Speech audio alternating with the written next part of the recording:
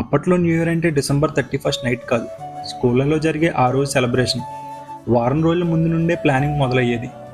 ముఖ్యంగా గ్రీటింగ్ కార్డులు.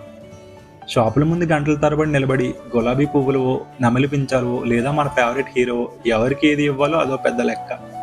ఇంటికి వచ్చాక ఎన్వలప్ మీద అంతే శ్రద్ధగా స్కెచ్ పెన్తో టూ దగ్గర బెస్ట్ ఫ్రెండ్ పేరు, ఫ్రమ్ దగ్గర మన పేరు రాస్తుంటే కలిగే ఆ తృప్తి ఇప్పుడు వందలాది వాట్సాప్ స్టేటస్లో కానీ మెసేజ్లో కానీ దొరకదు. ఇక స్కూల్లో ముందు రోజు అన్ని డెకరేషన్లకి అంకితం. రంగురంగుల పేపర్లు, బెలూన్లు, బోర్డు మీద చాక్ పీస్తో రాసిన హ్యాపీ న్యూ ఇయర్ డిజైన్లు. మా క్లాస్ డెకరేషన్ పక్క క్లాస్ కంటే బాగుండాలనే పోటీతత్వం.